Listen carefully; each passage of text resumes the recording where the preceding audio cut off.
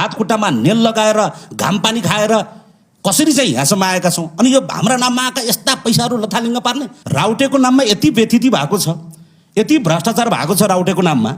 एउटा जान्छ कोट लगाइदिन्छ, अर्को जान्छ पेटीकोट लगाइदिन्छ, अर्को जान्छ टोपी लगाइदिन्छ। राउटेहरू लाखे जात्राका भक्कु जस्तो भएर हिँडेका छन्।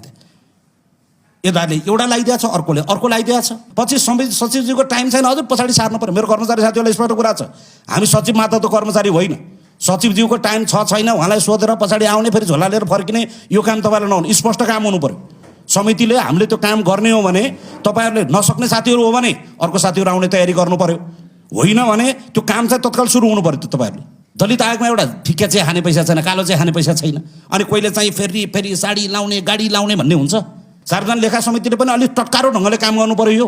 यो सुनपानी छर्किने काम गर्ने, साँची बस्ने, छेउमा बस्ने, ताली पिटाउने भइरहेछ, छलफल भइरहेछ भने त्यो मान्छेहरू रिटायर हुने जाने, सचिवज्यू पछि जानु होला। खै कसको पालोमा अब त्यो हुँदैन। हो जसको पालोमा छलफल भएको छ त्यसकै पालोमा रिटायर भएर घर जान्छन् भने पनि उहाँलाई ल्याएर फेरि छलफल गराएर काम गराउनु पर्यो। जसरी होटलमा खाइसकेपछि बिल नतिरेसम्म घर जान पाइन्न नि, हो त्यसै गरी आफ्नो काम आफ्नो कार्यकालमा भएको कुरा फरफार नगरिकन सचिवहरूलाई पनि जान दिनुहुन्न, नभए रोक्नु पर्छ। पेन्सन छैन के रोक्ने, यो कुरालाई चाहिँ स्पष्ट हुनु पर्यो सरकार। के हो कुरा, मन्त्रालयको अगाडिपट्टि नेलाएर उभिनु पर्ने हो भने म त तयार छु। फेरि यो छलफल हुनुपर्छ। यो हाम्रो नाममा, गरिबको नाममा, दलितको नाममा आएका पैसामा कहीँ कतै भ्रष्टाचार बदमासी हुन्छ भने यो कुरा सही छैन। यो कुरा स्पष्ट छ। समिति बनाएर हामीले नै भनिदिने हो भने अख्तियारको काम के हो, अदालतले गरेको आदेशको कुरा के हो।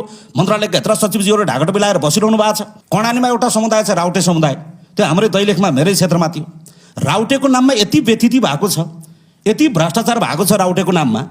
एउटा जान्छ कोट लगाइदिन्छ, अर्को जान्छ पेटीकोट लगाइदिन्छ, अर्को जान्छ टोपी लगाइदिन्छ। राउटेहरू लाखे जात्राका भक्कु जस्तो भएर हिँडेका छन्। यताले एउटा लगाइदिएको छ, अर्कोले अर्को लगाइदिएको छ। के हो उनीहरूलाई गर्नुपर्ने कुरा, स्पष्ट रूपमा उनीहरूलाई सामाजिकीकरण गर्ने हो भने ल्याउने, घर बनाउने।